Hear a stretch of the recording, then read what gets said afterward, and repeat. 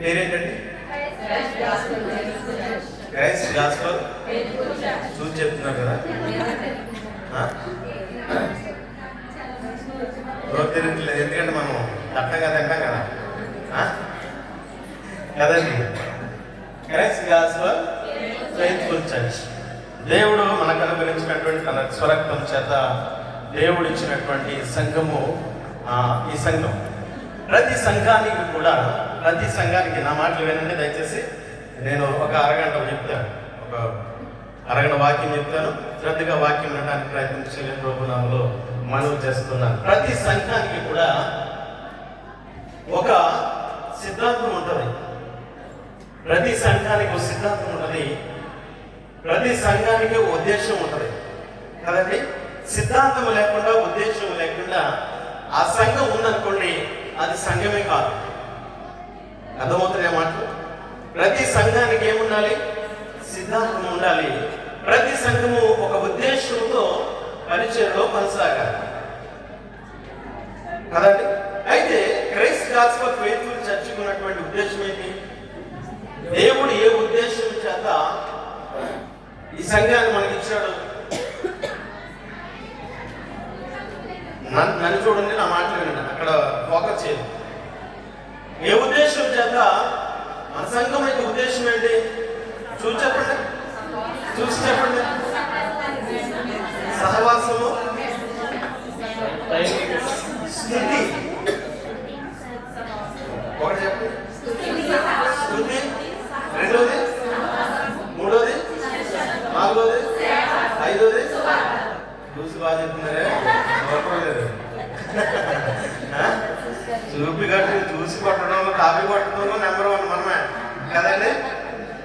ఎందుకంటే నాకు బాగా తెలుసు కదండి. అవుతారు, ఎందుకు తెలుసా? క్విజ్ పెట్టేవారు అక్కడ, నేనే న్యూజిలాండ్. ఎవరు కాపీ కొడుతున్నారో అన్ని బాగా తెలిసినాయి. సంతోషం.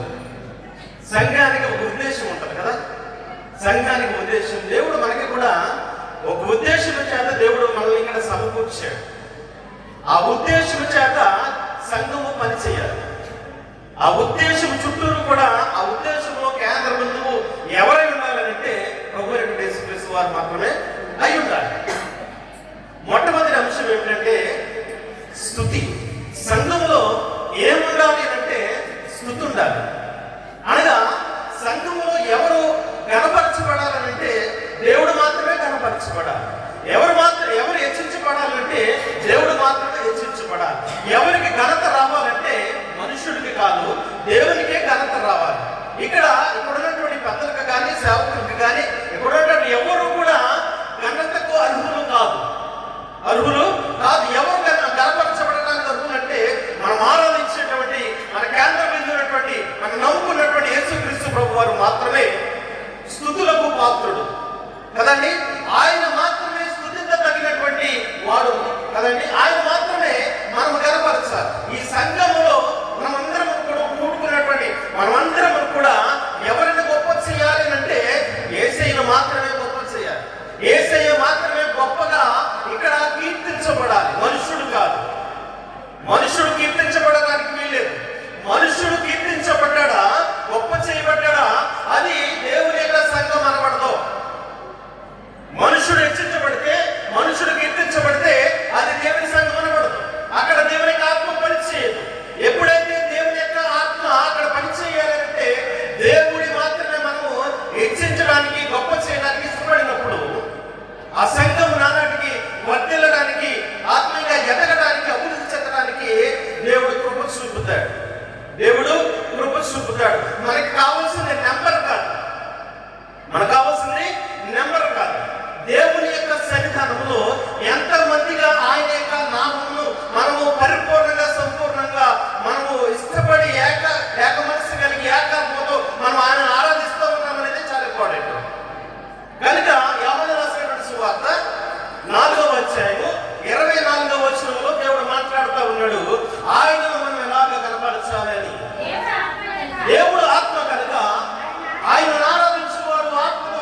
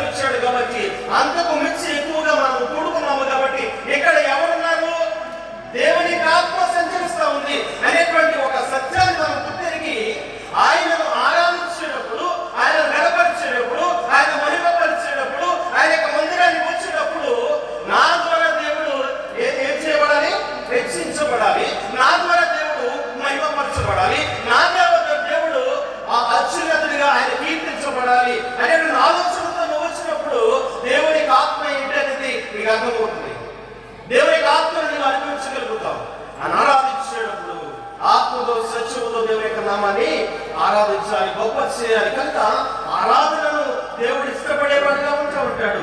ఆరాధించేటప్పుడు, దేవుని కనపరిచేటప్పుడు మనము కళ్ళు మూసుకుని ఆ యొక్క శిలువ మీద వేలాడుచున్నటువంటి నీ కొరకు నా కొరకు రక్తము కాచినటువంటి యేసయ్య ఉన్నత నామాన్ని మనము చూస్తూ ఆరాధించినప్పుడు ఆయనను గొప్ప చేయకుండా ఉండలేం, ఆయన గనపరచకుండా ఉండలేం.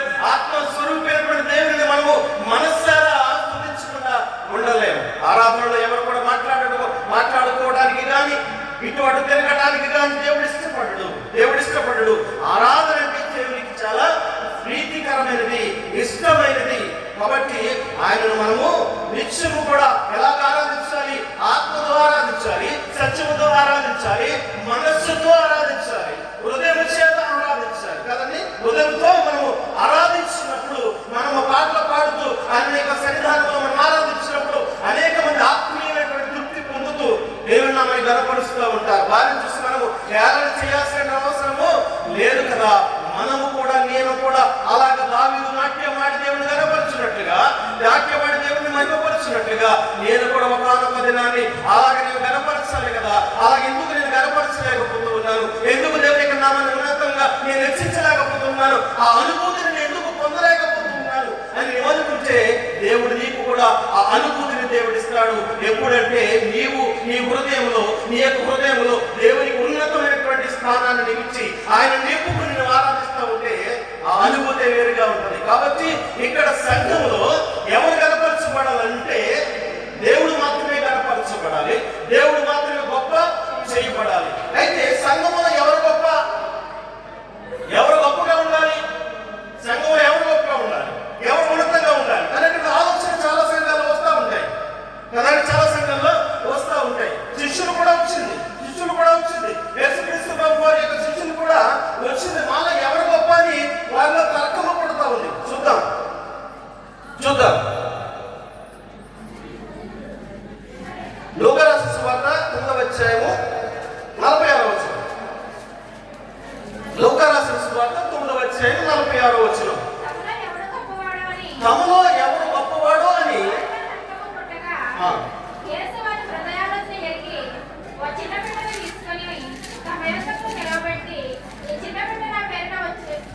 చాలా తమలో ఏం చదివింది ఆమె? తమలో ఎవరు గొప్ప అని వాళ్ళు ఏం పుట్టింది? తర్కం అంటే ఏంటి? దెబ్బలాట, కొట్లాట. ఎవరికి పుట్టిందంట? ఎవరు వాళ్ళు? యేసుక్రీస్తు ప్రభు వారి యొక్క శిష్యులండి. శిష్యులు కొట్లాడుకుంటా ఉన్నారు. నేను గొప్ప అంటే నేను గొప్ప అని అనుకుంటా ఉన్నారు. ఇది నన్ను సంఘంలో ఎవరు గొప్ప అని అనుకుంటే ఎవరు గొప్ప? పాస్టర్ గారు గొప్ప, పెద్దలు గొప్ప, లేకపోతే పేరు బిడ్డలు పక్క ఎవరైతే కాలుకి ఎక్కువ ఇస్తారో వారు గొప్ప? చెప్పదు లేదు. ఎవరు కాలుకి ఇస్తే వాళ్ళ గొప్ప? లేకపోతే ఎక్కువ ఎవరు ప్రార్థన చేస్తే వాళ్ళ గొప్ప? లేకపోతే ఎక్కడ చక్కగా పాటలు పెడితే వాళ్ళే గొప్ప? మరి ఎవరు గొప్ప అండి? ఎవరు గొప్ప కాదు. ఎవరు గొప్పవాడు కాదు. మనము నిమిత్త మాత్రము. ఇక్కడ ఎవరు గొప్ప అంటే మనం ఆరాధించేటువంటి యేసుక్రీస్తు ప్రభు వారే గొప్ప. మనం ఆ రీతిగా మనం అనుకున్నప్పుడు, ఆ రీతిగా దేవుడే ఇంకా గొప్ప చేయబడాలి అనేటువంటి ఆలోచనతో నీవు ఉన్నప్పుడు సంఘము ఆత్మీయంగా ఎదగడానికి అవకాశం కలుగుతుంది. అక్కడ దేవుడే ఆత్మ పనిచేస్తూ మొదలుపెడతాడు. హల్లెలూయా. ఈ రోజున చాలా మంది సంఘాలు నేను గొప్ప అంటే నేను గొప్పని అలానాడు శిష్యులకు తర్కము పుట్టినట్లుగా, వివాదం వచ్చినట్లుగా ఈనాడు కూడా అలాగే తయారైన కొన్ని సంఘాలు. నేను గొప్ప అంటే నేను గొప్ప అంటాను, నా మాట చెల్లాలి అన్నట్లుగా వారి యొక్క ఆలోచన విధానము ఉన్న కారణాలు వచ్చి అక్కడ నిజముగా దేవుని ఆత్మ పనిచేస్తుందా అంటే పనిచేయదు. దేవుని ఆత్మ పనిచేయదు. ఎందుకనంటే అక్కడ దేవునికి విలువ లేదు, అక్కడ దేవునికి విలువ లేదు, అక్కడ దేవునికి ఆధిక్యత లేదు. కాబట్టి ఇక్కడ కూడా ఒకవేళ దేవునికి విలువ లేకుండా, ఆధిక్యత ఇవ్వకుండా అనంతట నేనే గొప్ప అన్నట్టుగా నేను ఫీల్ అయితే కనుక దేవుడు ఒక్కనొక నన్ను చింతించేట వాడుగా ఉంది. అక్కడ ఆత్మ పని చేయదు. కనుక సంఘం యొక్క ఉద్దేశం ఏమై ఉండాలంటే, సంఘం సంఘములు ఏముండాలి? సంఘములు ఏముండాలి? ఏ భాష, ఏ స్తుతి ఉండాలి. సంఘములో ఎవరు కనపరచబడాలి? దేవుడే కనపరచబడాలి. ఎవరు గొప్ప చేయబడాలి? దేవుడే గొప్ప చేయబడాలి. ఇక్కడ ఎవరు కూడా కాదు. ఇక్కడ ఎవరు కూడా కాదు. ఇక్కడ ఎవ్వరు కూడా పెద్దవాళ్ళు లేరు, చిన్నవాళ్ళు లేరు. ఇక్కడ ఎవరు కూడా పెద్దవారు లేరు, చిన్నవారు లేరు. ఆత్మీయతలో అందరూ కూడా అనేటువంటి భావము సంఘంలో ఉన్నప్పుడు ఆత్మ అక్కడ పనిచేస్తారు అనేటువంటి ఉద్దేశం కలిగి మనం ఉన్నప్పుడు పరిశుద్ధాత్మ పనిచేయడం మొదలుపెట్టాలి కదండి. మన సంఘానికి ఏ ఉద్దేశంతో ఉండాలి? మనం మొట్టమొదటి ఉద్దేశం ఏంటి? స్తుతి ఉండాలి. దేవుడే కనపరచబడాలి, దేవుడే హెచ్చించబడాలి, ఆయనే గొప్ప ఉండాలి. సంఘం ఎవరు కూడా మానవుడు కాదు.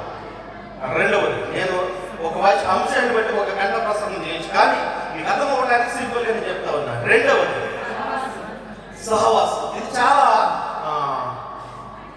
అవసరం సంఘానికి కదండి. సంఘానికి చాలా అవసరం సహవాసం. మనమందరం కూడా సహవాసంగానే ఉన్నాం, సహవాసంగా కూడుకున్నాం కదండి. సహవాసంగా కూడుకున్నాం, ఒక కుటుంబంగా కూడుకున్నాం. మనం ఆత్మీయమైనటువంటి కుటుంబం. ఏ ప్రాంతానికో, ఏ రాష్ట్రానికో, ఏ జిల్లాకు వచ్చినటువంటి వ్యక్తులు మనం కదండి. ఆయా రాష్ట్రాలకి, ఆయా ప్రాంతాలకు వచ్చినటువంటి వ్యక్తులుగా ఉండొచ్చు మనం. కానీ ఇక్కడ మనమందరము ఒక సహవాసంగా కూడుకోవడానికి కారణం ఏంటంటే మనం ఆత్మీయ కుటుంబం కాబట్టి, మనం దేవుని ఎరిగినటువంటి వారు కాబట్టి. అయితే ఈ సంఘంలో దేవుడు మనకు అనుగ్రహించినటువంటి ఈ సంఘంలో సహవాసము మనం కలిగి ఉండాలి. అనగా ఒకరి ఎడల ఒకరు ప్రేమ, ఆప్యాయత, అనురాగాలు సంఘములో ఉండాలి. అనగా ఏముండకూడదు?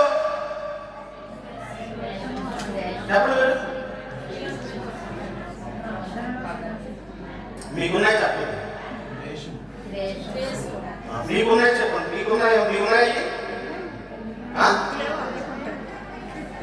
అన్నిటిగా ఉన్నారా? సహవాసంలో, దేవుని సంఘములో సహవాసంలో ఏముండకూడదు?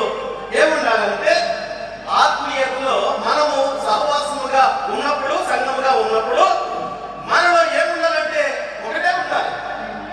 అదే ఉండాలి, ప్రేమ ఉండాలి. ఏముండాలండి? ప్రేమ ఉండాలి. ప్రేమ ఉన్నప్పుడు మనమందరం కూడా ప్రేమించగలుగుతాం.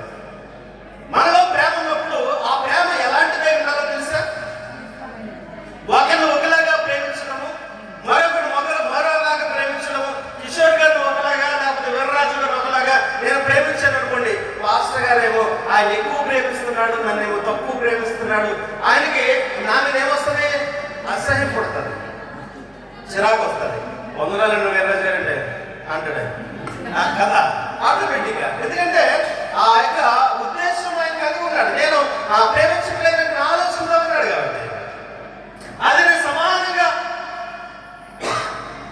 ప్రేమించాను అనుకోండి, గౌరవించాను అనుకోండి, ఆయన కూడా నన్ను అలాగే గౌరవిస్తాడు. అలాగే సంఘంలో ఇది నాన్ని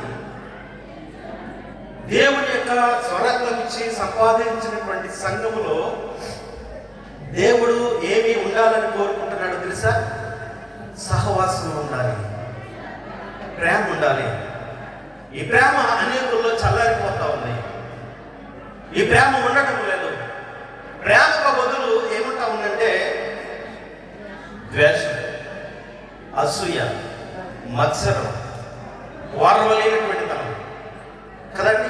ఎక్కడ ఉంటుందంటే సంఘంలో ఉంటా ఉంది, సంఘంలో ఉంటా ఉంది. అయితే దేవుడు కోరుకునేటువంటి ఉద్దేశం ఏమిటంటే మీరందరూ కూడా అన్యోన్య సహవాసం కలిగినటువంటి వారుగా ఉండాలి, ఒకరి ఎడల ఒకరు ప్రేమ కలిగి ఉండండి అని దేవుడు చెప్తా ఉన్నాడు. చూద్దామా? కొరింథీయులకు రాసినటువంటి పత్రిక, మొదటి పత్రిక 16వ అధ్యాయము 14వ వచనం. మీరు చేయు కార్యములని ప్రేమతో చేయడు. ఏ పని చేసినా సంఘములో, ఏ పని చేసినా, ఎవరికి ఏ పని చేసినా మనము ఎలాంటి మనసుతో చేయాలి? ప్రేమతో చేయాలి, ప్రేమతో చేయాలి. అనగా ఇష్టంతో చేయాలి, ఇష్టంతో చేయాలి. అందరినీ కూడా మనము ఒక చిన్న మాట చెప్తాను. మీ కుటుంబంలో ఉన్నటువంటి వ్యక్తులు అందరంటే మీకు ఇష్టమే కదా, సుమలాదంటే ఇష్టమే కదా. అందరూ మన కుటుంబంలో ఒక 5-6 ఉన్నారనుకోండి, అందరిని ఇష్టంగానే చూస్తాం. తల్లి సపోజ్ ఒకరికి ఒక బిస్కెట్ ఇస్తే ఇంకొకరికి చిన్నపడితే 2 బిస్కెట్లు అవ్వచ్చు. ఎందుకంటే అక్కడి నుంచి బైబిల్ నుంచి వచ్చినాయే ఇవన్నీ కూడా.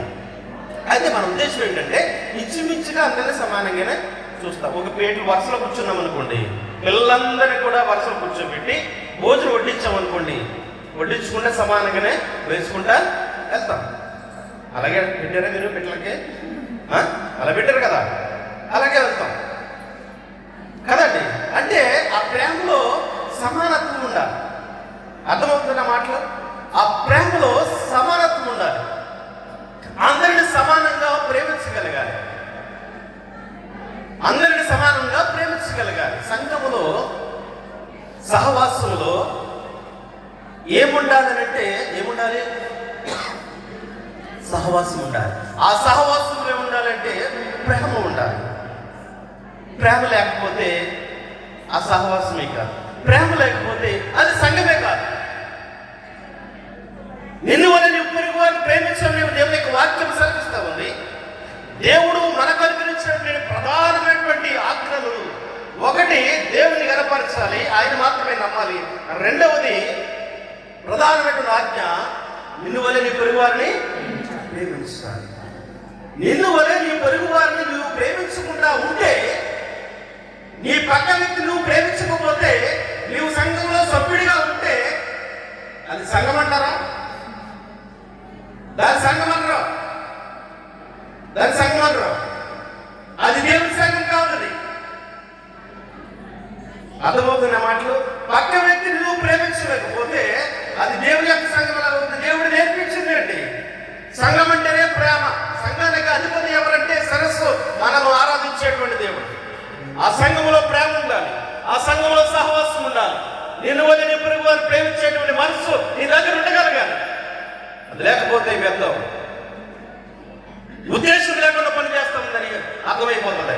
సంఘంలో ఏముండప్పుడు ఉద్దేశం లేదు, ఒక సిద్ధాంతం లేదు, ఒక ప్రణాళిక లేదు. అక్కడ దేవుడికి ఆత్మ పనిచేస్తుందంటే అది చేయదు. సంఘంలో ఏముండాలి? సహవాసం ఉండాలి. ఆ సహవాసంలో ఏముండాలి? ప్రేమ ఉండాలి. ఎఫెసీయులకు రాసిన పత్రిక మరొక మాట చూద్దాం. ఎఫెసీయులకు రాసిన పత్రిక 3వ అధ్యాయం 4వ అధ్యాయం 32వ వచనం కూడా చదువుతాం. ఆ సమయం అయిపోతా ఉంది. సరళంగా ఒకరి ఎడల ఒకడు దయ కలిగి కరుణా హృదయులై క్రీస్తునందు దేవుడి మిమ్మల్ని క్షమించిన ప్రకారం మీరును ఒకరిని ఒకడు, మీరు కరుణా హృదయం కలిగినటువంటి వారై మీరు ఒకరి ఎడల ఒకరు క్షమించుకోవాలి. ఎప్పుడు క్షమించగలుగుతాం? ఒక వ్యక్తిని మనం ఎప్పుడు క్షమించగలుగుతాం? మనలో ప్రేమ, శిరీష్ గారికి చెప్పింది, మనలో ప్రేమ ఉన్నప్పుడు, ఆ ప్రేమ దేవుని ప్రేమ ఉన్నప్పుడు, ఆ ప్రేమ దేవుని ప్రేమ ఉన్నప్పుడు క్షమించగలుగుతాం. దేవుని ప్రేమ మనలో లేదనుకోండి, మనం నింపబడలేదనుకోండి దేవుని ప్రేమ చేత, మనము క్షమించలేము కాదు కదా, అతని మీద కక్ష పెంచుకుంటాం, ద్వేషాన్ని పెంచుకుంటాం. కనుక సంఘంలో మొట్టమొదటిగా ఏముండాలి? స్తుతి ఉండాలి. రెండవది సహవాసం ఉండాలి. ఆ సహవాసంలో ఏముండాలి? ప్రేమ ఉండాలి. ఆ ప్రేమ ఎలాంటిదై ఉండాలి? నిస్వార్థమైనటువంటి ప్రేమ ఉండాలి, కపటమైనటువంటి ప్రేమ ఉండాలి, బదులు ఆశించినటువంటి ప్రేమ ఉండాలి కదండి. బదులు ఆశించినటువంటి ప్రేమ ఉండాలి. అట్టి ప్రేమ ఎక్కడ ఉండాలి? సంఘములో ఉండాలి. సంఘములో ఉండాలి. మూడవది శిష్యత్వం. యేసుక్రీస్తు ప్రభు వారు శిష్యులు పిలిచి, మత్తయి రాసిన సువార్త 28వ అధ్యాయం చివరిలో ఉంటది. మత్తయి రాసిన సువార్త 28వ అధ్యాయం 19వ వచనం. కాబట్టి మీరు వెళ్ళి సమస్త జనులను శిష్యులుగా చేయండి. యేసుక్రీస్తు ప్రభు వారి శిష్యులతో మాట్లాడినటువంటి మాట ఏంటంటే, మీరు లోకంలోనికి వెళ్ళి మీరు సమస్త జనులను నా శిష్యులుగా చేయండి, నా శిష్యులుగా చేయండి అని చెప్పాడు. అనగా సంఘంలో శిష్యత్వం అనేది ఉండాలి. శిష్యత్వం ఎలా అవుతుంది, ఎలా జరుగుతుందని, ఎలా చేయాలి, ఎలా చేయాలి ఒక ఐడియా చెప్పండి మీరు. సిరీస్ చెప్పు. ప్రోత్సహించాలి, చాలు, చక్కటి మాట కదండి. సంఘంలో అనేక మందిని ప్రోత్సహించాలి. ఎవరు ప్రోత్సహించాలి? ఎవరైతే నడిపిస్తా ఉన్నారో సంఘాన్ని, ఆ వ్యక్తులు సంఘంలో ఉన్నటువంటి వ్యక్తులను ప్రోత్సహించాలి. ప్రార్థనా పరులుగా ప్రోత్సహించాలి, సువార్థకులుగా ప్రోత్సహించాలి, వాక్యాన్ని చదవగలిగిన వ్యక్తులుగా ప్రోత్సహించాలి, వాక్యం చెప్పే వ్యక్తులుగా ప్రోత్సహించాలి, పాటలు పాడేటువంటి వ్యక్తులుగా ప్రోత్సహించాలి, సంఘాన్ని చక్కగా నడిపించడంలో ప్రోత్సహించాలి, వారికి నేర్పించగలగాలి, ప్రోత్సహించాలి, సలహాలు ఇవ్వాలి, వారికి సమయం ఇవ్వాలి, వారిని కూడా తయారు చేయాలి సేవకులు, శిష్యులుగా కదండి. నేను అలా సంఘంలో అలా జరగట్లేదు అనుకుంటే అక్కడ ఏమన్నదు, ఉద్దేశం లేదు, సంఘానికి ఉద్దేశం లేదు. ఉద్దేశం లేకుండా సంఘం అని చేస్తాం. సంఘంలో ఉద్దేశం ఉండాలి. సంఘంలో అనేక మంది సువార్థికులు, ప్రార్థనా పరులను దేవుడు లేవనెత్తగలగాలి. అది సంఘం, అది సంఘం. అలాంటి సంఘాన్ని దేవుడు కోరుకుంటా ఉన్నాడు. సంఘంలో అది ఉండాలి, శిష్యత్వం ఉండాలి. నేను చాలా సంతోషిస్తా ఉన్నాను, చాలా ఆనందం అనిపిస్తా ఉంది. ఎందుకనంటే మనకి ముగ్గురు వాక్యం చెప్పడానికి సిద్ధంగా ఉన్నారు కదండి. కిషోర్ గారు వాక్యం చెప్తారు, పేరాజు గారు, పేతురు, ఇంకా అనేక మంది కూడా చెప్పగలిగేటువంటి వ్యక్తులను మేము కనిపెట్టి వారిని ప్రోత్సహించాలి. ప్రార్థన చేసిన వ్యక్తులను ప్రోత్సహించాలి, ప్రార్థన రానేటువంటి వ్యక్తులను ప్రోత్సహించాలి. ఆ పని నడిపించేవారు చేయాలి. చేయలేదనుకోండి అక్కడ శిష్యత్వం అనేది జరగట్లేదు. శిష్యత్వం సమస్తమైన వ్యక్తులను నా శిష్యులుగా చేయండి. శిష్యుడైనటువంటి వారు ఏం చేస్తారు? శిష్యులుగా తయారు చేసినప్పుడు వాళ్ళు ఏం చేస్తారంటే యేసుక్రీస్తు ప్రభు వారు ఏమైతే పని చేయమన్నాడో ఆ పని మీరు కూడా చేయండి. వారు కూడా అనేక మందిని ప్రోత్సహిస్తారు, నడిపిస్తారు కదండి. అది ఇవన్నీ కూడా ఎక్కడ జరగాలి? సంఘంలో జరగాలి. మొట్టమొదటి ఉద్దేశం ఏముండాలి? సంఘంలో ఏముండాలి? స్తుతి ఉండాలి. రెండవది సహవాసం ఉండాలి. మూడవది శిష్యత్వము ఉండాలి. 4 సేవ చేయాలి. సంఘంలో ప్రతి ఒక్కరు కూడా సేవ రకరకాలైనటువంటి విధంగా ఉంటుంది కదండి. ఒకరు వాక్యం చెప్పేటువంటి పరిచయం, ఒకరు చక్కగా అందరినీ కూడా సమకూర్చేటువంటి పరిచర్య, లేక కుర్చీలు చక్కగా చదివేటువంటి పరిచర్య, పాటలు పాడేటువంటి పరిచర్య, ఇలాగ మ్యూజిక్ సిస్టాన్ని అందించేటువంటి పరిచర్య, అందరినీ కూడా చక్కగా ఆహ్వానించేటువంటి పరిచర్య కదండి. సంఘంలో అది జరగాలి. సేవ చేయాలి.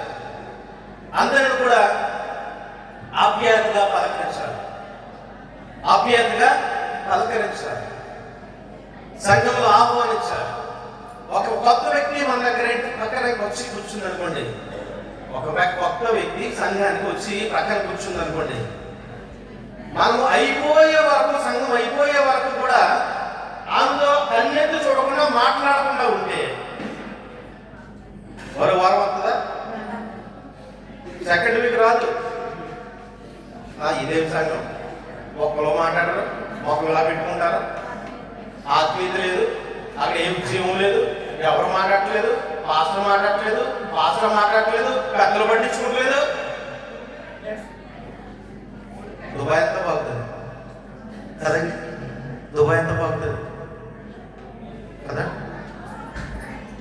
అలా ఉండకూడదు. సంఘం అలా ఉండకూడదు. సంఘంలో అలా ఉండకూడదు.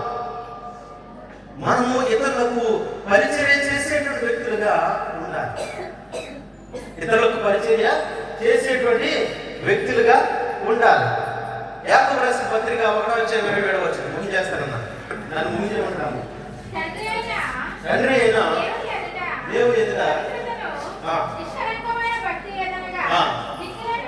దిక్కులేని పిల్లలను వెదవరాండను వారి ఇబ్బందులలో పరామర్శించుటను యెహోవాకు మాలిన తనకుండకుండా తను తాను కాపాడుకున్నది. దిక్కుమాలిన పిల్లలను పరామర్శించడం, వారిని పట్టించుకోవడం, ఎవరైతే ఇబ్బందుల్లో ఉన్నారో, కష్టాల్లో ఉన్నారో, నష్టాల్లో ఉన్నారో, ఆర్థికంగా లేకపోతే మానసికంగా శారీరకంగా ఇబ్బంది పడుతూ ఉన్నారు, వారిని మనము ఆదరించాలి. వారికి పరిచర్య చేసేటువంటి అవకాశం నీకుంటే పరిచర్య చేయాలి. సేవ సంఘంలో ఉండాలి. ఏదైనా ఎవరికైనా ఒక నొప్పి వచ్చిందనుకోండి, మనకు వచ్చిన బాధ అని దారిని పోయేటువంటి వాడు, మంచి సమయుడు అక్కడ గాయము అయినటువంటి వ్యక్తికి ఏం చేశాడు? పరిచర్య చేశాడు. మంచి సమయుడు కాకుండా ఆ మార్గం గుండా అనేక మంది వెళ్ళారు. చూసి వెళ్ళిపోయారు. చూసి నాకెందుకు అనుకుంటారు. కానీ మంచి సమయుడు అక్కడ ఉండి ఆ కట్టు కట్టి ఆదరించి ఒక వ్యక్తి దగ్గర తీసుకెళ్లి వదిలి నేను మరలా వస్తానని చెప్పి వెళ్ళాడు. బాధ్యత అది సేవ కదండి. అది మనము సంఘంలో ఉండాలి. మనకెందుకు వచ్చింది బాధ, మనకెందుకు వచ్చింది ఆలోపోతే మనకేంటి? దేవుని సంఘంలో అలా ఉండకూడదు. ఆఖరిగా సువార్త. మనమందరం ఏ పని చేయాలి? ఆఖరిగా సువార్త చేయాలి కదండి. దేవుని వాక్యాన్ని చెప్పాలి, ప్రకటన చేయాలి. అనేక మంది నశించిపోతా ఉన్నారు. కొంతమందికి విరుద్ధంగా ఉన్న సువార్త అంటే కొరింథీయులకు రాసిన మొదటి పత్రిక 1:18 చదవండి ఒకసారి. ముగించేస్తానన్నా. సిలువను కూర్చిన వార్త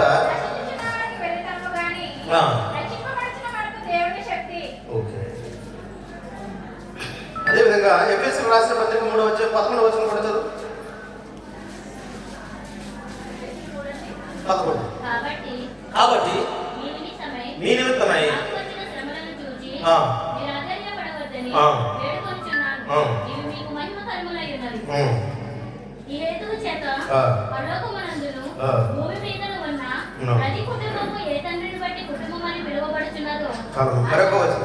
హిందూ రాసిన పత్రిక 1:16 కూడా చదువు. వాక్యం సమయం లేదు కాబట్టి నేను వాక్యం చూపించి ముగించేస్తాను. హిందూ రాసిన పత్రిక 1:16 దేవుని ఎరుగుతామని వారు చెప్పుకుందరు గాని అసహ్యులను అవిధేయులను ప్రతి సత్కార్యమును భ్రష్టులైండి తమ క్రియల వలన దేవుని ఎరగమన్నట్టున్నారు. తమ క్రియల వలన మనము బైబిల్ పట్టుకుని వెళ్ళి దేవుని యొక్క సువార్తను ప్రకటించే అవసరం లేదు, కానీ చేస్తే చాలా మంచిది. కానీ తమ క్రియల వలన దేవుని ఎరగమని అంటున్నారు. అర్థమైంది మాట? ఈ మాటకు అర్థమైందా? దేవుని ఎరగమన్నట్టున్నారంటే మన పనులు ఎలా ఉంటాయంటే దేవునికి సంబంధమైనవిగా లేవు. దేవుని సంబంధమైనవిగా ఉంటే కనుక ఎదుటి వ్యక్తి నువ్వు చెప్పింది వింటాడు.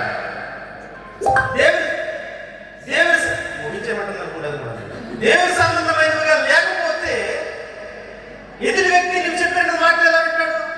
నీ క్రియలు ఎలా ఉండాలంటే దేవునికి సంబంధించినవి కాదు.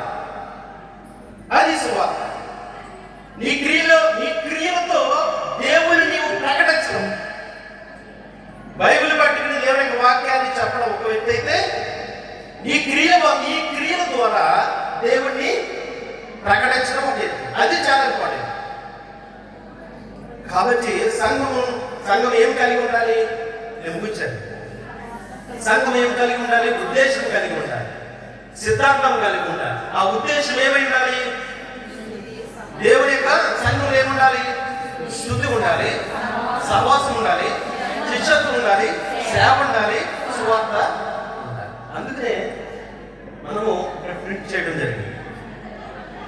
కదండి, అర్థమైందా? ఏ పాంప్లెట్లో కూడా ఇక్కడ కనపడదు. సంఘము సిద్ధాంతం కలిగి ఉద్దేశం కలిగి పనిచేయాలి. అలా లేకపోతే కనుక అది సంఘమే కాదు. అలా ఉండటానికి పరిశుద్ధాత్మ దేవుడు ఉద్దేశములు కలిగినటువంటి సంఘముగా దేవుడు దీవించునుగా.